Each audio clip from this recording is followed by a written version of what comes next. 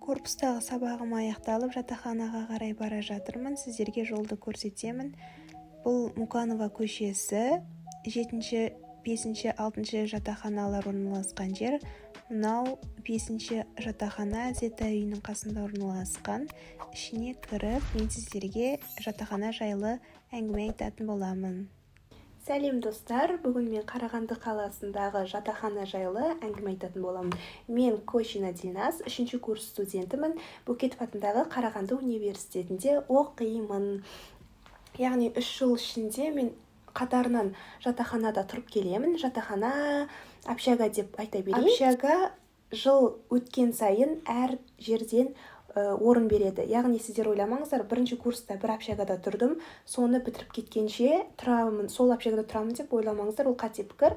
Сіздерге 1-ші курс болғанда басқа общагадан орын беріледі, 2-ші курс, 3-ші курс, 4-ші курс болғанға дейін сіздерге общагалар ауысып отырды. 1-ші курс болсаңыз сізге міндетті түрде общага берілу керек. Ал 3-ші, 4-ші курс оқып жатсаңыз, егерде сізге общага сіздің категорияңызға қарай берілуі мүмкін. Категория дегеніміз не? Категория дегеніміз сіз егерде алтын белгімен оқып келсеңіз, немесе көп балалы болсаңыз, немесе ата-анаңыздың біреуі инвалид, немесе өзіңіз инвалид болсаңыз, немесе ауылдық квотамен көп балалы отбасы, аз қамтылған отбасы, және де ата-анасынан ерте айырылған бала болсаңыз, сондай категория дегеніміз сол. Сол категорияға қарай отырып, общаганы береді. Және де 1-ші, 2-ші, 3-ші, 4-ші общагалар олар бір көшеде орналасқан, яғни қатарымен тұрады. 1-ші общага ол дала жақта, степ жақтан санағанда 1-ші общага сол. Ал 4-ші общага ол Завор жақтан санағанда 4-ші общага болып саналады. Ендігі ол 4 общаганың да жағдайы, 4-ші общаганы мен білмеймін, өзім барып көрмедім. Ол жерде шетел азаматтары тұрады деп естідім, бірақ та білмеймін. Мен 1-ші общага, 2-ші, 3-ші общаганың условиясы жақсы екенін білемін. Және де ол жердегі мебельдер барлығы жаңартылған, яғни не ремонт жасалынған. Жалпы Бөкетовтың 7 общагасы бар. Бұл 4 общага бірге орналасқан қатарынан, ал 5-ші, 6-ші, 7-ші общага олар өздері бірге орналасқан. Жаңағы бастапқы 4 общага Университетская көшесінде орналасса, ал 5-ші, 6-ші, 7-ші общага Муканова көшесінде орналасқан. Студенттер үйінде комендант деген кісі болады. Комендант деген кім? Комендант дегеніміз әрбір жатақханада болатын басқарушы адамды комендант дейміз, яғни директор деп. Директормен орны бірдей. Директор деген ұғым жоқ, комендант деген атау бар.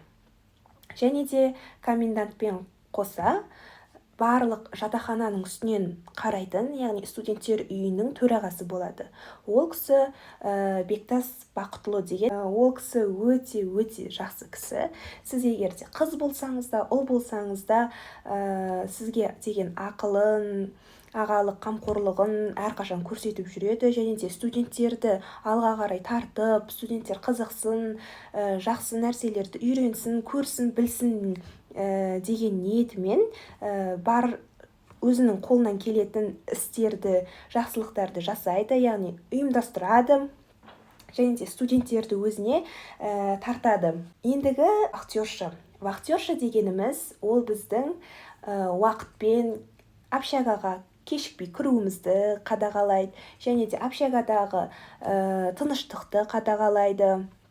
Және де сіз түннің ішінде бір жаққа кету, немесе түнде бір жақтан келу деген нәрселерді ол кісілер жақтырта бермейді. Егерде жаңағыдай қолхат деген қағаз жазып үйренесіздер, общагада қолхат деген, түсініктеме деген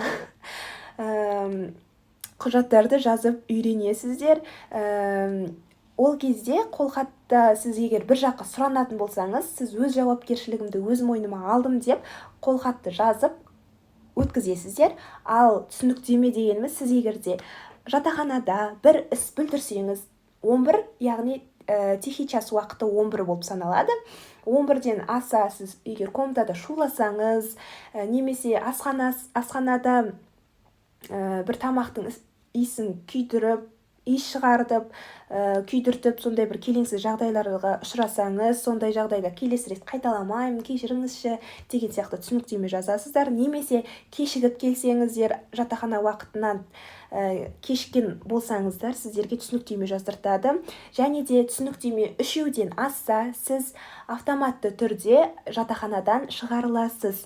Шығарылмаған күннің өзінде келесі жылы сізге жатақхана берілмейтін болады. Яғни қара тізімге есіміңіз енгізілетін болады. Егер де сіз бірінші курс студенті болып, оң мен солыңызды білмей, Қарағандыға үйрене салмай жатсаңыз, еш қорықпаңыз, саспаңыз. Қарағанды қаласы әрбір келген студентті құшағын жайып қарсы алатын өте күшті қала. Қарағандының енді оңтүстіктен келген бауырларымыз Қарағанды қаласының суығына денелері үйренбей жатады. Бірақ та уайымдамаңыздар, 4-ші курс бітіріп жатқанда сол Қарағандының суығын сағынатын боласыздар. Сіз бірінші курс студенті болып түстіңіз, сізді мен құттықтаймын. Осы Қарағанды қаласындағы именно Букетов атындағы университетке түскеніңізге мен шын жүректен қуаныштымын. I love you. Және де сіз қай корпусқа түссеңіз де, сізге берілетін общагада басқа да корпустың, яғни факультеттің балалары оқиды. Общагада А, Б блок деген түсінік болады. А блогы, Б блогы. Бірінші общага, екінші, үшінші, төртінші общагаларда ол дәл ортасынан бөлінген общаганың мына жақ беті А блогы, мына жақ беті Б блогы. Кейбір кезде А блогына тек қыздар жатады, Б блогына ұлдар жатады деп бөлінген, кейбір кезде араласып жатады, немесе кейбір кезде этаждап бөледі. 4-ші, 3-ші этаж ұлдарға жатады, басқа этаж қыздарға жатады деген. Ол енді әр жыл әр түрлі өзгеріп отырады. Себебі студенттердің, яғни бірінші курс студенттерінің саны мен тізімге байланысты.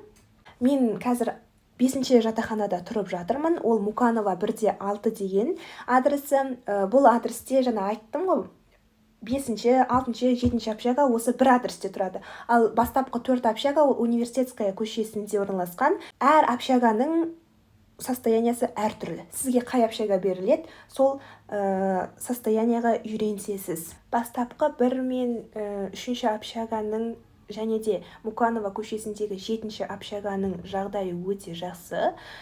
Душ әр этажда орналасқан. Енді 4-ші жатақхананы мен білмеймін деп басында айтқан болатынмын. 5 пен 6-да мен тұрдым.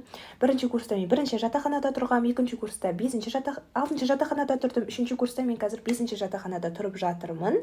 Сіз 1-ші курс студенті болсаңыз, еш қорықпаңыз. Мен сізді бұлайынан үркітейін деген ойымда да жоқ.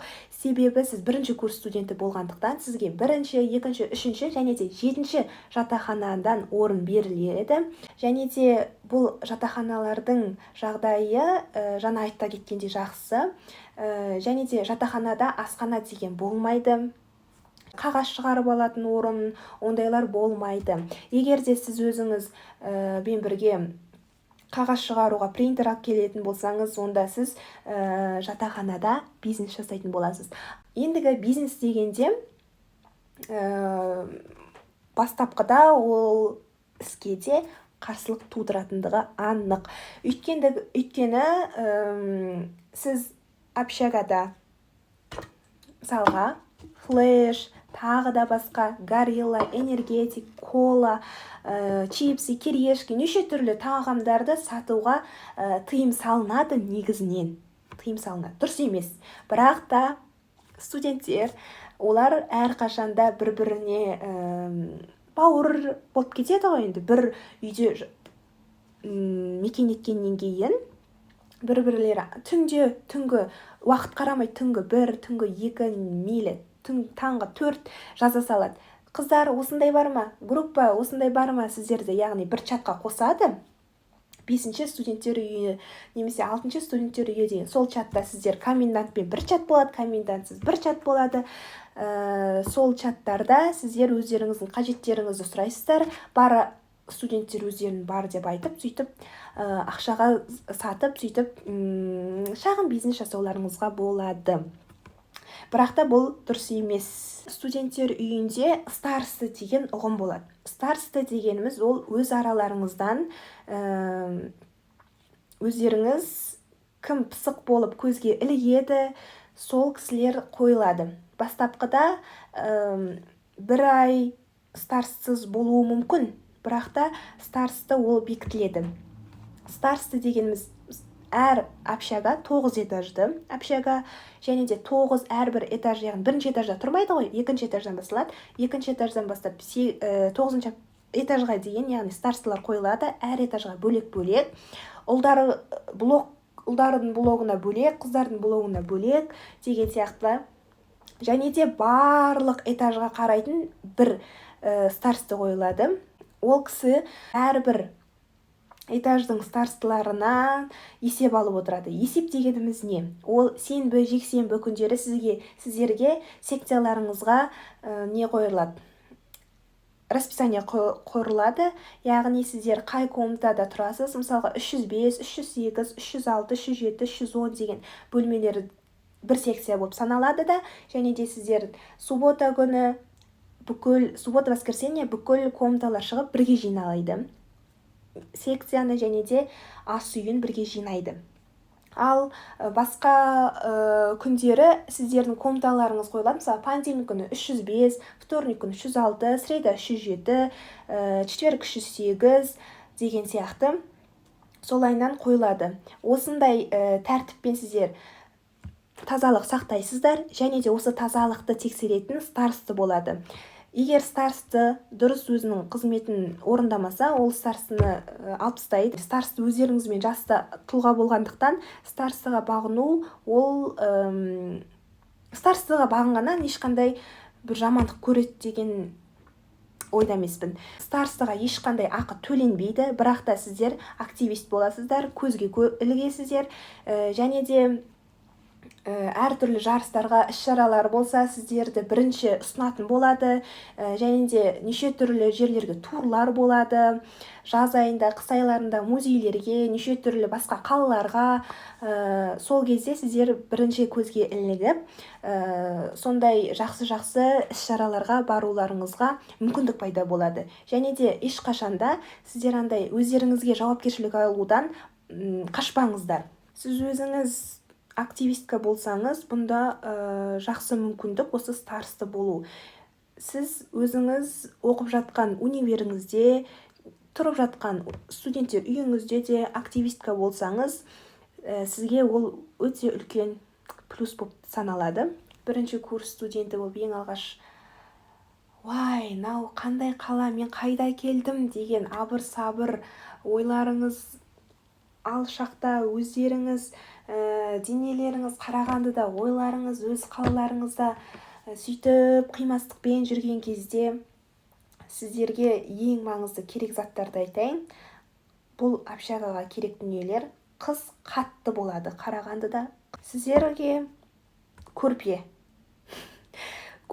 деген қалың киімдеріңізді алып келіңіздер. Сұлуынан жылуы дейді ғой қазақта. Сол сияқты жылу, яғни денелеріңізге жылу болатын киім, мейлі көрпе, күрте, неше түрлі не бар жылу беретін, соны бәрін алып келіңіздер. Екінші, ол дәрі. Сіздер бастапқы ауырып қалғанда, сіздер дәріханасы қай жақта екен білмейсіздер ғой. Қарағандының таппай сөйтіп өзіңіз ауырып жатқан адам көше кезіп жүрмейді ғой. Сол кезде бірінші көмек ретінде дәрі алып келіңіздер. Үшінші, ине жіп. Егер сіз адам болғасын барлық жағдай болады. Бір жеріңіз жыртылып қалса, киердің киіміңіз сөгіліп кетсе, сол кезде тез тігіп алу үшін өзіңіздің қара ақ жіп, ине, қайшы деген заттарды алып келуіңіз керек. Тефаль, және де сковородка, қазан, кішкентай ғана өзіңіз тамақ істеп жейтіндей, сондай ыдыс-аяқ алып келесіздер. Және де кружка, енді белгілі ғой, қасық деген сияқты. өзіңіз бір 2-3 күндік жейтін продукт алып келіңіздер. Өйткені сіздер орналасқан уақытта қарындарыңыз ашады, орналасасыздар ма общагаға немесе магазин аралайсыздар ма, оны уақыттарыңыз болмайды. Сондықтан 1-2 күнге жейтін азық алып келіңіздер өз жақтарыңыздан, бұзылмайтын дейтін. Және де общагада холодильник деген болмайды. Басқа курстың студенттерінен сатып аласыздар, немесе басқа да OLX деген жерлерден сатып аласыздар. Басқа қыздармен, комнатада қыздармен қосылып сатып алуларыңызға болады. Келесі алатын зат ол бізде удлинитель. Удлинитель не үшін қажет? Өйткені комнатада розетка саны аз болады. Сол кезде бізге спасатель ол удлинитель болады. Келесі бізге керекті зат ол зонтик. Қарағандының күзі, көктемі жаңбырлы. Зонтик алып келгендеріңіз енді өздеріңіз қарайсыздар, бірақ та жақсы. Сіздерге берілетін студенттер үйіне қабылданасыздар, және де корпусқа кіресіздер. Сол кезде сіздерге осындай ID карта беріледі. Бұның маңыздылығы өте жоғары. Сіздің удостоверениеден кейінгі екінші құжат осы болып табылады. Бұны жоғалтпаңыздар. Жоғалтсаңыздар болған деген штраф төлейсіздер, жасату үшін ақшалай. Бастапқыда бұл тегін беріледі. Ал бұны жоғалтсаңыздар өздеріңіз ақша төлетіп әуреге салынасыздар. Бұл құжат жайлы егер де маңызды болатын болса, коммент жазыңыздар, оған бөлек видео түсіретін боламын. Және де комнатаға сіздерге бір-ақ кілт қана беріледі, ал комнатада 2 немесе 3 қыз тұруларыңыз әбден мүмкін, және де сіздер дубликат кілт жасатуларыңыз қажет. Ол кілтті Арай базарында жасайды. Арай базары дегеніміз осы общагаға жақын, ең жақын базар осы Арай базары, югта орналасқан. Және де келесі алып келетін заттарыңыз олар киімдеріңізді ілу үшін вешалкалар керек. Сіз егер де 2 адамдық комнатаға түсетін болсаңыз, сіздерге 1 шкаф беріледі, ал 3 адамдықта түсетін болсаңыз, сізге 2 шкаф беріледі. Сіздер өздеріңіз егер де қасыңыздағы қыздың да киімі көп, сіздің де киіміңіз көп болатын болса, онда сыйыспай қалуларыңыз мүмкін. Сол кезде соны да ойлап, вешалкаларды енді андай бүйтіп бірінің астында бір ілініп тұратын вешалкалар болады ғой. Сондай вешалка аласыздар ма? Вешалканың маңыздылығы негізінен рөл ойнайды. Және де қырыстанбайтын киім алғандарыңыз жөн. Өйткені жер шкафтарда орын жетіспеуі мүмкін. Сондықтан сіздер пакетке, неше түрлі сумкаларға тығып төсектің астына қоясыздар. Сол кезде алып киіп кетіп жүре беретіндей сіздерге қырыстанбайтын киімдер қажет болады.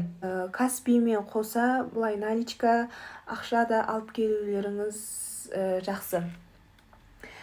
Себебі сіздер енді банкоматтың қаяқта екенін білмейсіздер, терминалдың қаяқта екенін білмейсіздер ғой бастапқыда. Сол себепті наличкада Каспи қабылдамайтын магазиндер де болады. Сол кезде қажет болады наличка. Жалпы общагада тұрған өте қызықты.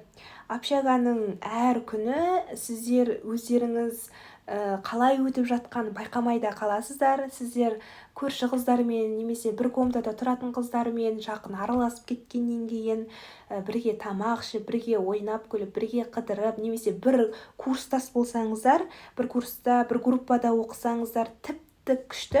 Жақсылық жүрген жерде жамандық та жүреді. Сақ болыңыздар. Қолының сұғанағы бар адамдар болатындығы анық. Ол мен мынандай бір ұлт деп мен ұлтты нұсқап айтпаймын. Ұлттың жаманы болмайды, адамның жаманы болады деген. Бастапқыда бірінші курс болғанда аузымыз аңқиып жүрмей, өз заттарыларыңызға мұғым болыңыздар. Адамды танып білісіп алғанша сырларыңызды айта бермеңіздер, жаман қылықтарыңызды көрсетпеңіздер. Тіпті мен сіздерге болайын 200-ді болыңыздар деп айтып жатқан жоқпын. Сіздер қалай барсыздар солайынан өздеріңізді көрсетіңіздер, бірақ та слишком ашылып кетпеңіздер. Бұл өздеріңізге енді зиян болып артынан тимеу үшін. Және де жатақханадағы ең қызықты жағдайлар олар ойын ойнау. Сіздер бірлігіп бір комнатада отырып мафия ойнайсыздар, оны ойнайсыздар, картамен түрлі ойын ойнайсыздар. Осы бірігудің арқасында сіздер бір үй болып ұжымдасып әртүрлі іс-шараларға қатысасыздар. Және де общагада теннис ойыны бар. Теннистен, шахматтан, тоғызқұмалақтан неше түрлі ойындар ойнауларыңызға болады. Және де жаз айларында, яғни көктем енді дала кепкен уақытта дискотека болады, және де футболдан жарыстар өткізіледі. Негізі 1 мен 4 общаганың арасындағы студенттер үйінде сізге берілсе, ол өте жақсы, өйткені өте қызықты сәттер сол жақта орын алады. Ал 5, 6, 7 общага ол жақта дым қатты қызық жоқ. Жатақхана жайында бар білетін ақпаратыммен және де басымнан өткізген тәжірибелеріммен сіздерге бөлістім. Сіздерге қызықты болды деген ойдамын. Егер де түсінбеген тұстарыңыз, қояр сұрақтарыңыз болса, комментке жазыңыздар, мен сіздерге жауап беремін. Еңбегімді бағалап каналға тіркеліңіздер, лайк басыңыздар, коммент жазыңыздар. Менің видеомды көріп уақыт бөлгендеріңізге рахмет айтамын. Сау болыңыздар.